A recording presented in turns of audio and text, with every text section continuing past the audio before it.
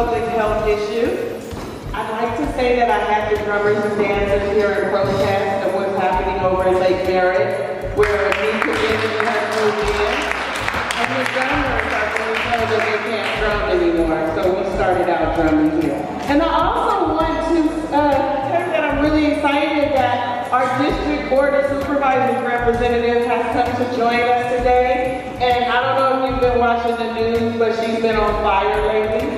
Every night I watch the news, she's supporting something that is forwarding not only Black history and Black movement in San Francisco, but also positive movement for all people. But today we're here to talk about Black movement, and so we're really glad that she took time out of her schedule to show up and say a few words and support our event. Are you guys ready to have a thoughtful conversation? We've already opened up the floor. So tonight we're going to be discussing an evening about how to build and strengthen community. And most of us are community members or part of a community, and so there's a lot of intersectionality that's happening right here. And we all have, at some point, if you really stop and think about it, a very unique relationship to Bayview. Bayview is such a beautiful place. And frankly, I think that we need to acknowledge the fact that the community is changing. And we have new developments being built, and what we're seeing are lifelong neighbors either passing on or being pushed out. When you think about that also, that for me personally, we're talking about friends, we're talking about families, I'm talking about a hairdresser of mine left the city. You know, that's a problem. You gotta go away, thank you. You gotta go away over to Richmond to get your hair deep conditioned. I guess you could do it in your own kitchen sink, but the reality is that the struggle is real. Displacement is not just a justice issue, but for me it's a fairness issue. And I'm sure I'm in a room full of like-minded people, and that this is a health issue, without a doubt. And so it's communities like the Bayview Hunters Point, a historically Black community which has fought for resources because it's been largely an underserved community for decades. And quite frankly, we've always been dealing with disproportionate health issues to address the stress of housing insecurity.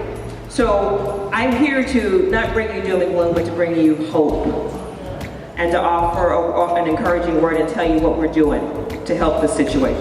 Unlock San Francisco was a partnership that I created with the Mayor's Office of Housing, and I hired an advertising agency because what I learned when we're talking about housing in San Francisco is that the units that are becoming available are not being marketed to the people in the neighborhood. That we are continuing to fight to keep the Arthur H. Coleman Medical Center in our community, and that deserves a round of applause. We must keep all of our assets in the community, and we must wrap our arms around and embrace it and not let this asset fall out of the community. We need to raise $1 million so that we can restore the building and keep it up and operational. I'm done with my community service announcement. I thank you for your time and your consideration, and I want you to listen with an open ear and an open heart to the panelists that are going to be discussing here tonight. And with that, Ashe, I'm out of here. I love you. Thank you very much.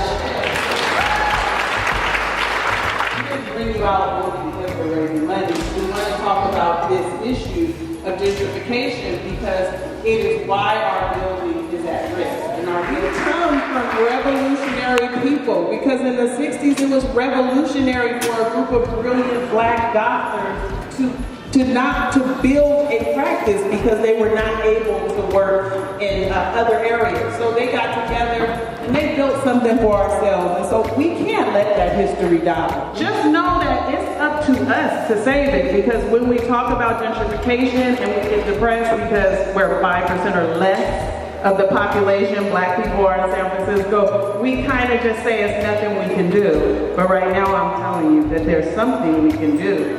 Basically, we know that health is not all about blood pressure and seeing the doctor and going to get some medicine, but what determines your health includes the environment you live in. So when we talk about good, healthy social determinants of health, we know that people, communities that have more parks and outdoor space, they have access to healthy foods, they have access to great education, there are lots of resources, there's jobs there, there's quality housing, there's not environmental poisoning happening, and there's good healthy relationships. We know that people in those communities generally thrive because there's lots of resources. So we're all aiming to live in communities that have good social determinants of health, right? That more resources go in so that we can be healthy. In Black communities, we have come to a point where our communities, the schools aren't doing as well as other communities. We tend to have less resources in our schools. Our business district has kind of been destroyed. We have environmental injustice. When we look at the Bacon Hunters Point community, historically, there were over 70 hotspots when I worked here, and there's a Superfund site on the shipyard. I was just watching the news last week and the controversy of the soil. And all of the things that happen when you live in communities where they don't value people, right? So there's a lack of intact families. Black people have been brought to America. We've always had to play defense.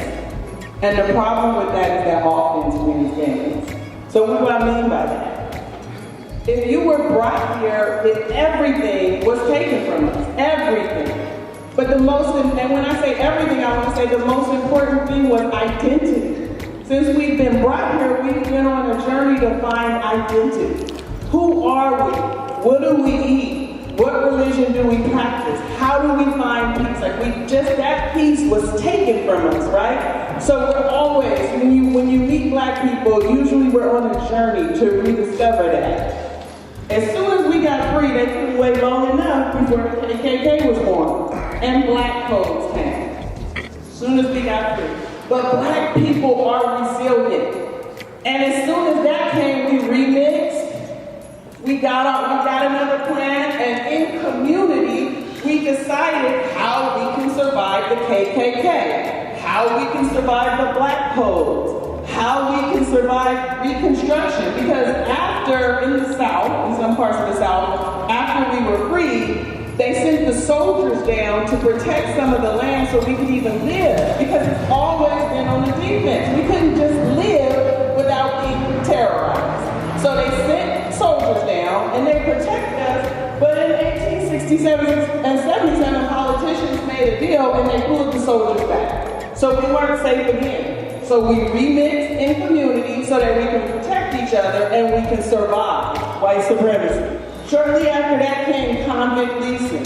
So slavery was abolished, but if you were walking down the street and I was a white man or woman, I could accuse you of a crime and you would have to work the rest of your life, usually in mines. Without proof, without a trial, you would have to work. And you would die in what something was, it wasn't called slavery, but it was slavery by another name.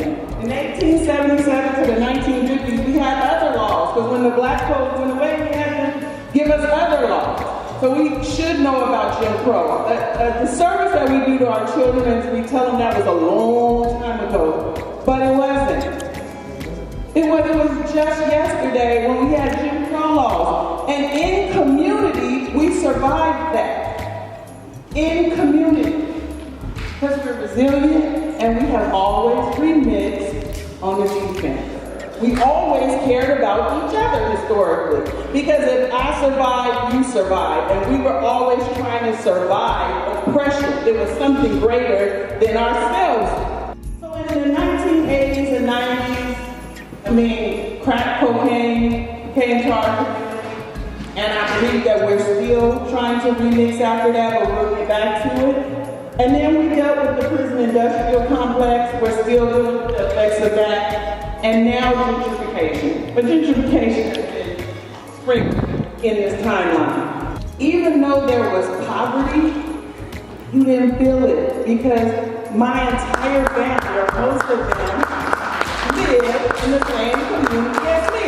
We all lived together. We watched each other's children. I was a child, but we did that. We made sure that people had what they needed. We shared food, we shared resources, we had each other's back because there was the collective knowledge that we were surviving oppression, and it made us work harder. It was a government-sanctioned action to introduce crack cocaine into our community, and it was devastating, and it still is devastating.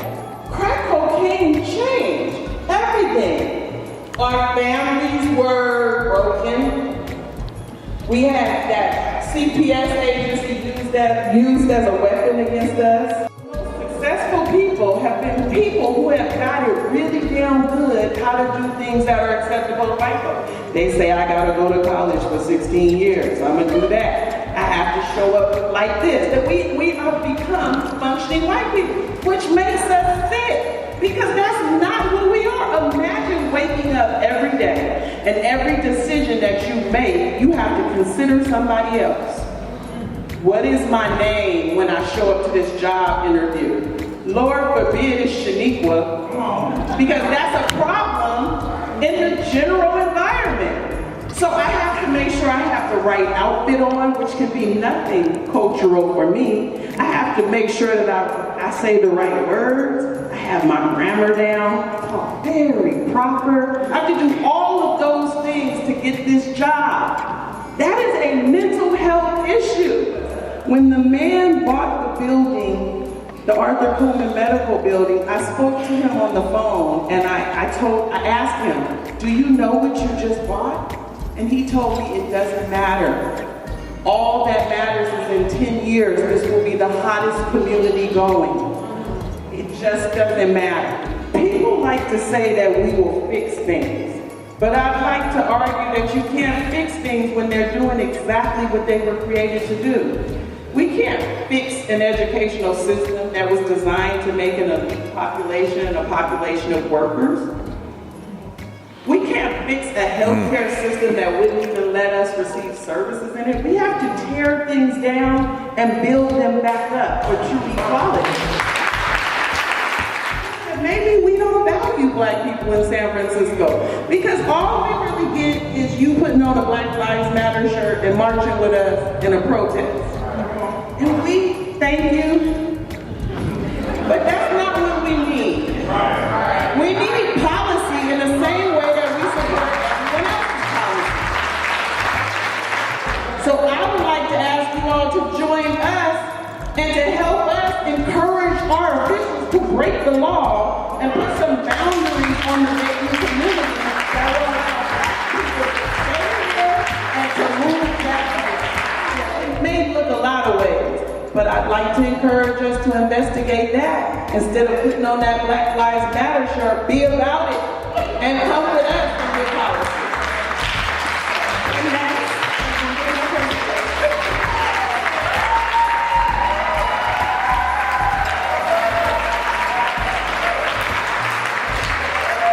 How y'all doing tonight? All right. Born and raised in San Francisco, and grew up in Fillmore. You grew up in Fillmore in the 80s and early 90s, and your parents had a little something. You might have ended up at St. Dominic's. And if you ended up at St. Dominic's, you had the privilege of going to an all-black Catholic school. And when you go to an all-black Catholic school, and you got the 28 students that matriculate with you every single year, you're this tight community where you value yourselves and you are able to build self-confidence amongst yourselves and see each other's work. And we had other programs where they brought folks there to talk to us black doctors. I remember meeting Carlton B. Goodland at school. But you know, those kinds of things are important, and we had other programs where they brought folks there to talk to us black doctors. I remember meeting Carlton B. Goodland at school. But you know, those kinds of things are important, and sometimes you don't appreciate these things. And that's kind of the point here as we talk about the Dr. Coleman Center. Sometimes you don't appreciate what you have, because fast forward 20 years and I have kids and they go to a Catholic school in the city. and there are only, 5 black kids in the whole doggone Catholic middle school. And my son had image issues because he couldn't reflect his beauty in his classmates. Because culturally, he was, he's comparing himself to the Asians in his classroom. When you grow up and you're trying to find yourself, if the culture, if there's not a density of your culture there, they're not going to bring it to you. They're not going to be able to provide you with things that grow you. And then, my daughter goes to school in a class and they talk about black history where she's the only black person in class. Hi, my name is Marianne Jones, and I grew up in Fillmore, raised in Buchanan, and decided to become a psychologist because of my experiences growing up in Fillmore. Very difficult experience for me to come back to my community after some years. I actually own a home in San Francisco, a great property that used to be of Morrisania West. It's a cultural institution, and we actually sponsor a lot of community events in our home, like drumming, and it's really a place for black people in our community to come to because we have been so displaced by the gentrification that I think that we are experiencing this continual push out and these assaults, which are really an assault on humiliation and dehumanization of who we are. For me, I think it was a natural fit that I would come to Westside Community Services, Westside Mental Health Center, as a CEO. I actually started as a clinical director in 2004, became a CEO in 2010. Because mental health has been a big part of my life. And good evening, everybody. And I'm here actually not as your public servant working for the federal government. I am here as someone who has experienced everything that has been discussed this evening. So I just want to start by asking, what were you doing at 2:15 this morning? Shout it out. Okay. But for the most part, rolling over. Well, my alarm goes off at 2:15 2 days a week, Mondays and Thursdays.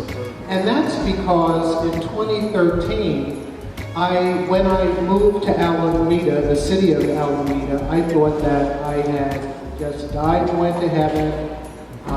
At my age, I didn't want to move anymore. I found my best, perfect place to live ever. I experienced trauma when we were notified that a developer who owned our building that we leased wanted to retrofit it for earthquake, and that was the excuse to get 75 people out of a high-rise on the Oakland estuary, on the Oakland Alameda estuary. What I see as the main issue that is an outcome of gentrification and people having to move out is mental health and stress. So my message is to think about, or what is the take-home message, is the mental health, the stress, and the disruption in one's life. Good evening, everyone. So on behalf of my boss, Director of Health, Mark Garcia, we want to thank you for inviting the department to be part of this very critical discussion on gentrification and its health effects on the baby. So in my role at the Department of Public Health leading the integrated delivery system, our mission is to provide high quality health care that enables all San Franciscans to live vibrant, healthy lives. And our vision is to be every San Franciscan's first choice for health care and well-being. We've all heard things like, an apple a day keeps the doctor away, or an ounce of prevention is worth a pound of cure.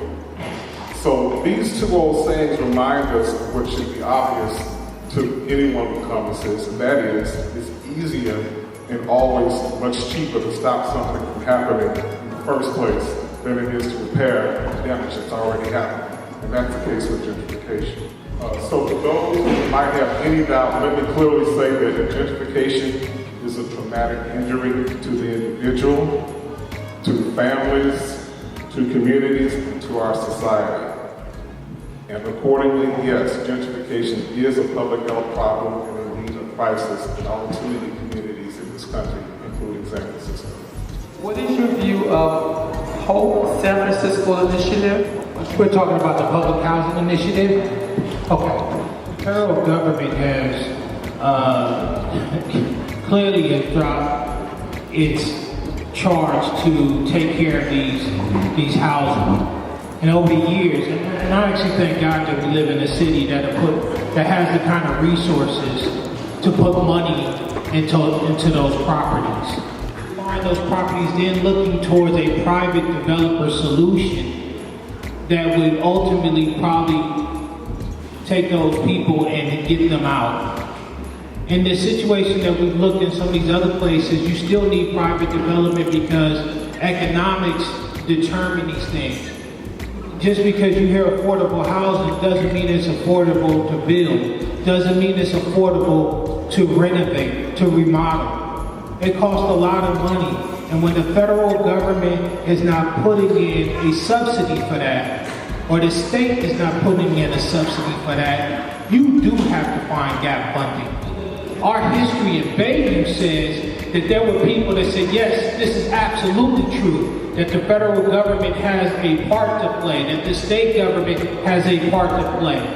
And then those same people, the Westbrooks of the world, jumped up and went down to Washington, D.C. to go talk to their representatives about it. That's our history, and that's how we even, if it wasn't for those people, you would not have the ANCO units that have the majority of African Americans that still live in this community. If it was not for those people doing it. So anything that can be done to save those units, I'm all for. Because without those units, you want to talk about 5%, we'd be down to 1. Because on that hill, if it wasn't for ANCO, if it wasn't for Ridgeview, if it wasn't for Jackie Robinson, if it wasn't for Double Rock, if it wasn't for Hunter's View, if it wasn't for Westbrook, if it wasn't for those communities, you wouldn't even have black families in Bayview. It's too expensive to live here. And I hope that we could break the law and the fair housing law that was made to protect us to say that you don't have to have all that diversity in Ridgeview. It's okay if it's 80% black. Don't worry about it. But for the public housing, those buildings are crumbling. And the collaboration that they brought together with nonprofit housing and some private development and money that the city has put in, because there's no more redevelopment. They used to fund the gap between how much it costs to renovate and how much you actually have. The things that they're doing, they're trying. You have to engage, you have to get the system, you have to make it better, but to be truthful with you, I'm thankful for the whole process, and I'm thankful that we live in a city that's got the resources to put the money behind it, to be honest.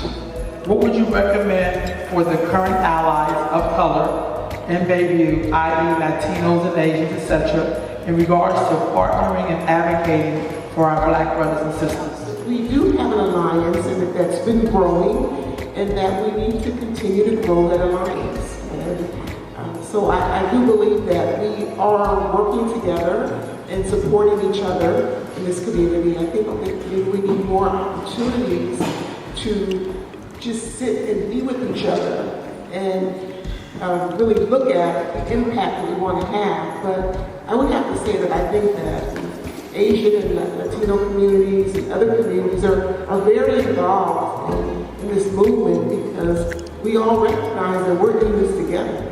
When you hear things like zip code preference, that's code for we like to keep the culture that's there.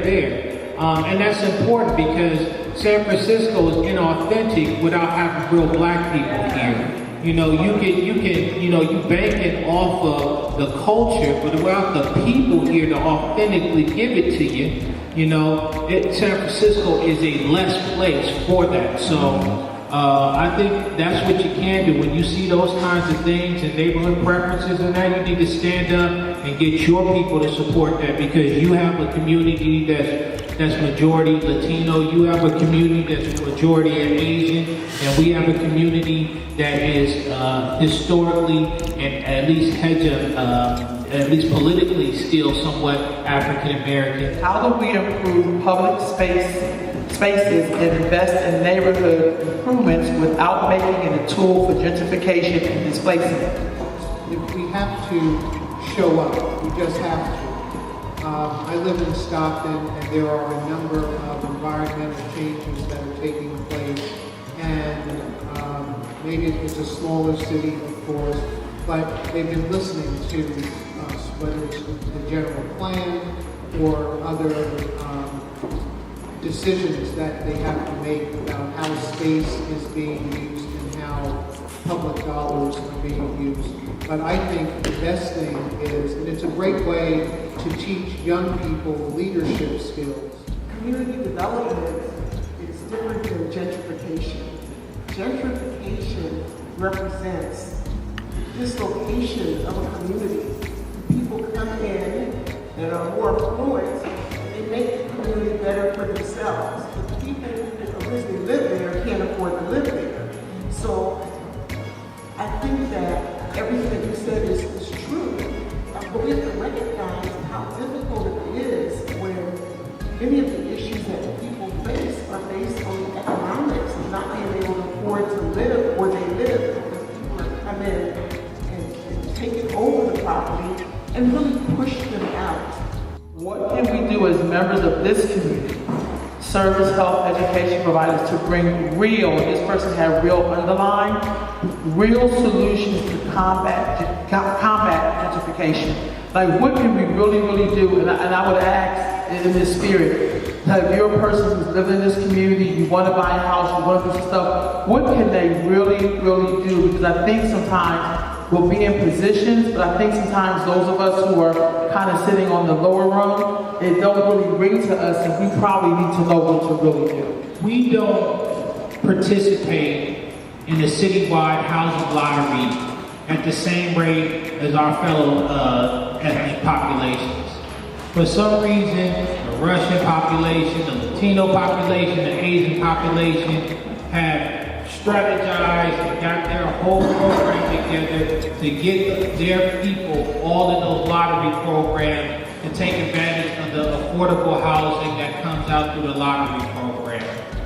If you are between 50 to 70% of AMI and you don't have your name in a lottery, you tripping. You absolutely got to do that. And you got to tell every one of your friends. SFHDC will help you get your name on those. It will help you get your name. So first of all, we got to take advantage of what's here. Sheila, the question I want to ask you, I interviewed you. You talked about solutions for gentrification.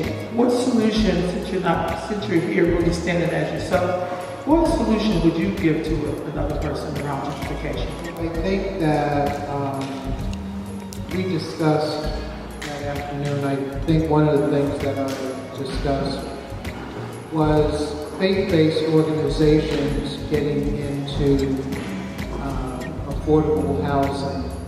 I shared with Rolanda that I'm from Jamaica, Queens, and there are a number of churches that back in probably the 70s began building housing for mostly seniors, but I believe most recently they've been developing housing for families. And we've been talking about the sustainability of the church health ministries and the churches operationally. And one of the things that we've been talking about is more development and how do we tap financial resources in the community to be able to take the next step. So I think that churches that begin to learn more about development and institutions that we're involved with is a beginning. Next, how do we continue this discussion around public health gentrification for public health issues? What do we do? Policy statements, how do we ask for more money for mental health services?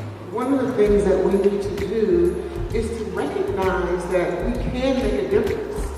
And we can do small things and make huge contributions to this project toward raising that $1 million. You know, it wasn't that long ago that our families and our churches would sell chicken dinners, and it was just a lot of chicken dinners that actually built for the institutions throughout the United States.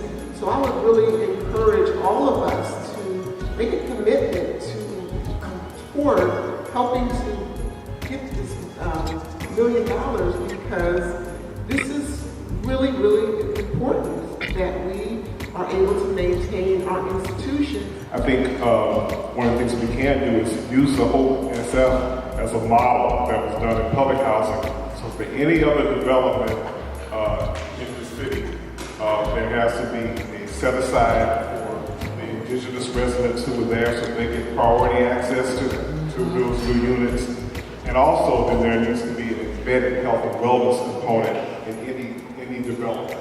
So, and that we have enough of our own community-based providers, they should be able to have access to bid on those services and provide those services. So I think those are two concrete things. Great. And we need a platform for where we're going to have this discussion. So, because we can't have it in aggregate, we have to have it together. So you have to get a part of the NAACP or some kind of thing where we can push this thing. Like he said, when these laws come out or these programs come out, and we need to advocate, it's through these kind of portals and these kinds of organizations that we can get together and really make a strong push. And I want to thank everyone for coming to this important conversation. Like I said, if you can contribute to our campaign, please do. If you can't do it today, do it later. But also, please spread the word so that we can save this important building and that we can increase the word in the Bayview Hunters Point community.